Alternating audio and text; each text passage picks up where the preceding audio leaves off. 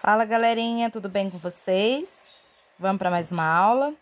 Peguem o livro Vem Voar Interdisciplinar, Ciência, Geografia e História. Vamos lá. Vamos abrir na página 48, certo? Diferentes fontes históricas. Vamos ler junto com a professora. Para descobrir informações sobre o passado, os historiadores fazem um trabalho semelhante ao de um detetive. Eles estudam as pistas deixadas pelas pessoas. Essas pistas são chamadas fontes históricas. Tudo que foi feito ou usado por pessoas que viveram antes de nós ou que vivem atualmente pode ser uma fonte histórica.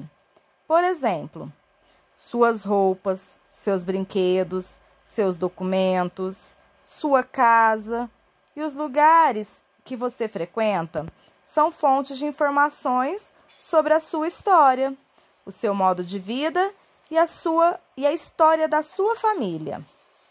Vamos conhecer alguns tipos de fonte histórica? Observe as imagens a seguir. Galerinha, nós temos aqui, um jornal.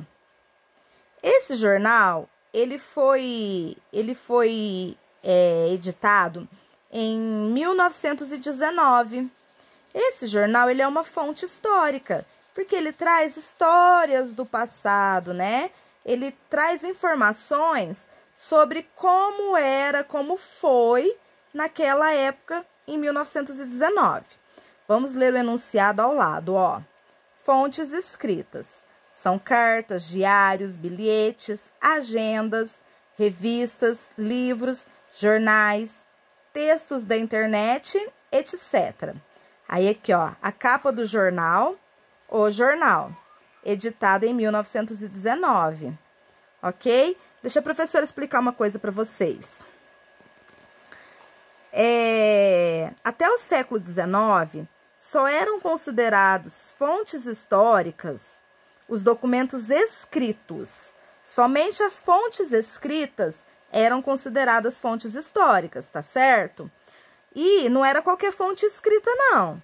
Tinha que ser produzido por instituições de poder, tipo a igreja e o Estado. Porém, com o passar do tempo, a partir do século XX, a noção de fonte histórica se ampliou, porque os historiadores começaram a ter interesse por outros tipos de disciplinas, como antropologia, arqueologia. Então, os tipos de fontes históricas se ampliaram, o tipo de fonte histórica se ampliou.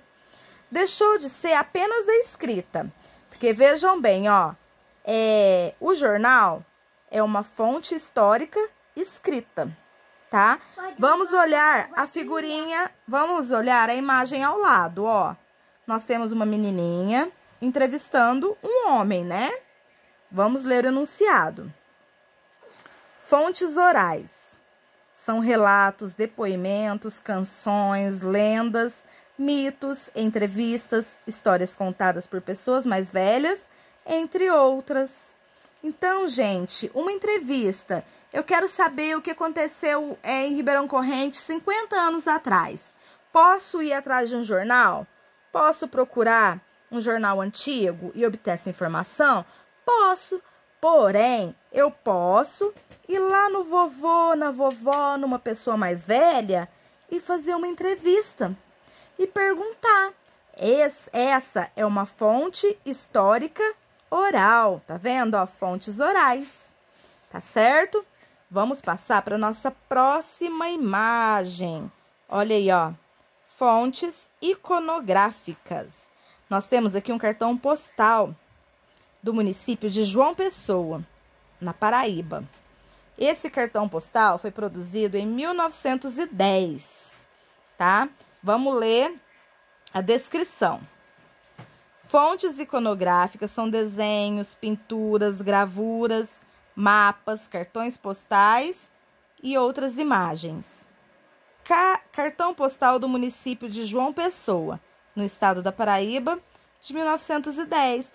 Olha aí, ó, por esse cartão postal, eu tenho uma noção de como era a cidade de João Pessoa em 1910, como as pessoas se vestiam, tá vendo? Olha a forma dos prédios, tá vendo? Essa é uma fonte histórica iconográfica, tá certo? Vamos passar para a próxima. Temos aí, ó, a imagem de uma praça. É a Praça das Três Caixas. Essa praça, ela é uma fonte material. Vamos ver na descrição o que são as fontes materiais? Fontes materiais são objetos como ferramentas, utensílios, vasilhas, monumentos. Na fotografia, a Praça das Três Caixas d'Água, construídas em 1912, no município de Porto Velho, no estado de Rondônia. Em 2017 foi tirada a foto, tá? Então, gente, todos os objetos, ferramentas, utensílios, vasilhas, monumentos que nos tragam a história de um determinado lugar, de um determinado povo, são fontes históricas materiais. Olha aí, ó, fontes materiais. Deixa o professor explicar um negócio para vocês. Não há história, gente, sem fontes históricas. O historiador, a pessoa que descreve a história, não pode escrever baseada apenas em suas ideias. Ele precisa pesquisar as diferentes fontes históricas para construir a sua narrativa. Ele não vai tirar o pensamento da cabeça e escrever da forma que ele achar que é. Ele precisa pesquisar, ele precisa ir atrás dos fatos, dos acontecimentos para pesquisar. E isso ele faz através das fontes históricas, que podem ser escritas, orais, iconográficas e materiais. Vamos para a página 49. Acompanhem com a professora. Ó, nós estamos vendo aqui, ó, uma foto. Essa foto é de um monumento, o monumento O Índio. Vamos ler, acompanhem com a professora. Os monumentos, por exemplo, são obras de grande estatura, construídas para homenagear uma pessoa, um grupo ou um acontecimento considerado importante, contribuindo para contar a história de um lugar. Observe os monumentos a seguir. Então, nós temos dois monumentos. Ó, o primeiro, ó, é o Índio. Vamos ler a descrição. O monumento O Índio está instalado na praça central do município de Tenente Portela, no estado do Rio Grande do Sul. Essa fotografia foi tirada em 2015.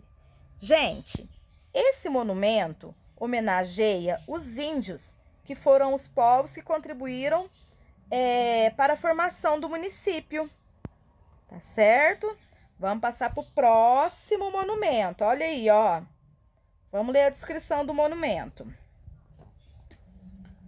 O monumento aos açorianos celebra a chegada de pessoas que vieram da ilha portuguesa dos Açores nos anos de 1700 para a região onde hoje é a cidade de Porto Alegre.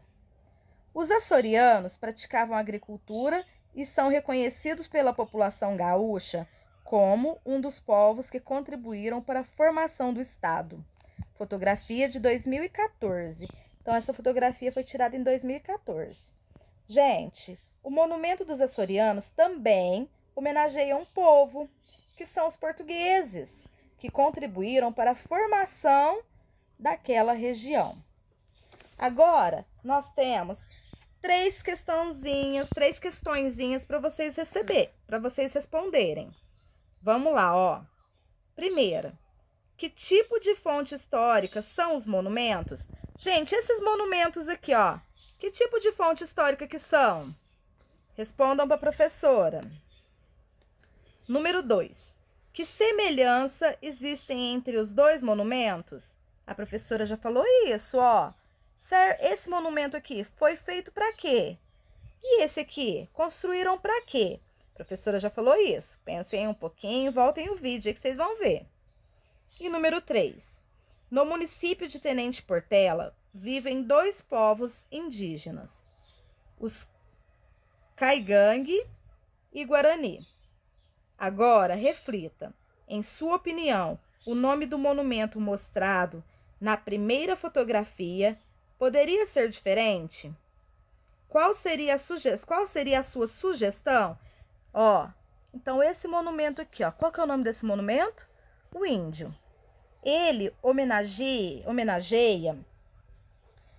os dois povos indígenas da região, que são os Caigangue e os Guaranis. Vocês acham que esse monumento poderia ter um nome diferente?